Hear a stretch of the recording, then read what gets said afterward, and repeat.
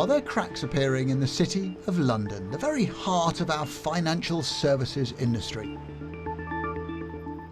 This place has known some heady times and some very public crises, but it remains an incredible machine for generating billions and billions of pounds. But now, the future is becoming rather confused. The industry is facing huge, almost existential questions on a number of different levels. We will be hit, but not tomorrow. We will be hit in 2 years down the road. That's when the damage happens. The problem at the moment is we don't quite know where we're heading, we don't know where we're going to end up, and we don't know when that's going to be.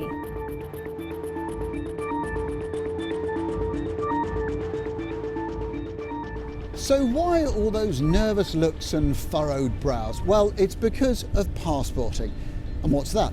It's the system that lets our financial institutions, that's everything from insurance giants to hedge funds and our big famous banks, operate easily across Europe. It means that a Spanish bank can work in Italy, or an Italian insurance giant can sell its products to customers in Portugal. But the biggest beneficiary has been Britain, and this place, the City of London, now Europe's financial hub. Companies come from all over the world to base themselves here, partly because of the access that passporting gives them to Western Europe. It's a system that's worked pretty seamlessly, or at least it has, until now.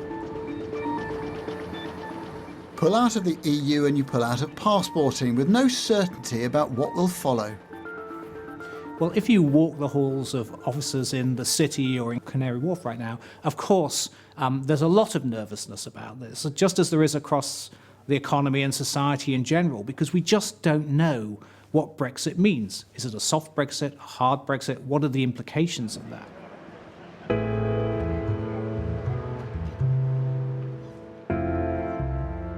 If passporting's not an option, then some believe there's still a way through the fractures, and it's a process called equivalence. The clue's in the name. It's about proving that a country's system of laws, rules and regulations is the equivalent of those that govern countries across the European Union. Do you, for instance, have the same rules about foreign exchange trading or accountancy or derivatives? Do you enforce them in the same way? Are your regulators up to the job? Prove all that, and you can finally claim equivalence and a licence to trade across Europe. The point about equivalence is it does the job of passporting if we leave the EU, because these firms have the right to sell into the single market on the same terms as anyone in the single market.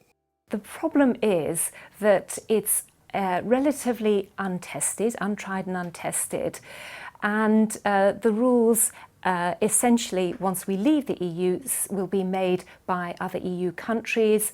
Equivalence has to be granted by the European Commission, so it's not guaranteed and it's not timely. More than 30 countries from all over the world have already got equivalence deals. Seeing as our regulations are based on European laws, it should be simple, right?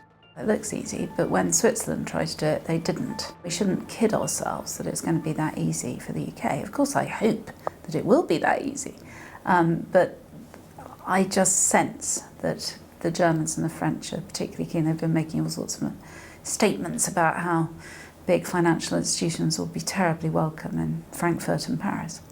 Well, by definition, equivalence is all about following European legislation, and that creates an important question, because Brexit is about sovereignty. So what happens if European regulators want to bring in new rules that we don't want and don't agree with?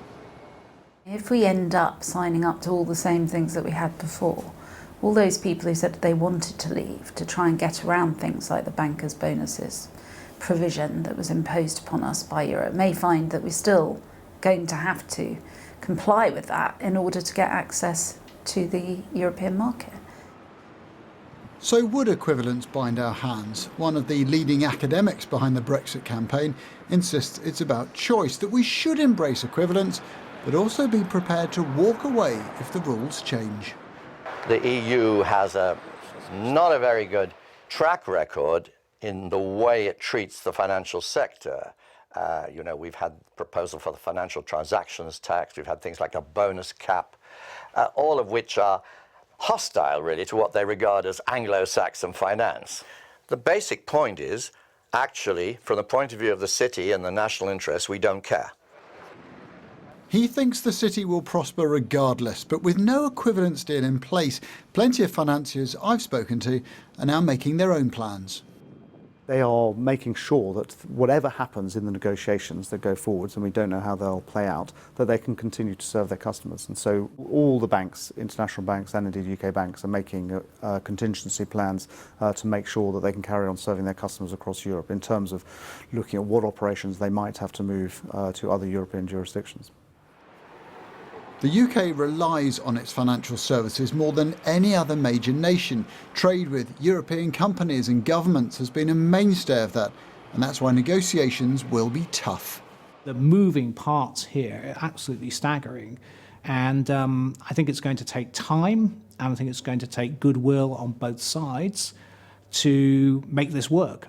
But I would also say that for the UK and for the EU, there are still massive incentives to find a solution that works for both sides. All the while, the Brexit countdown goes on, and the longer we go without a deal, the more that nerves will fray. Brexit happened. We know that. We know there is a strong possibility it's going to be a hard Brexit, but it hasn't arrived yet. We will start to get really hurted and get really nervous when the impact is here. Right now, we are putting boards in front of our windows. We make sure that we're protected. We understand what our alternatives are. But the storm hasn't hit us yet. One senior banker told me these will be the negotiations to end all negotiations. The city is the financial capital of the world, and right now it's having to deal with a changing, fragmenting landscape.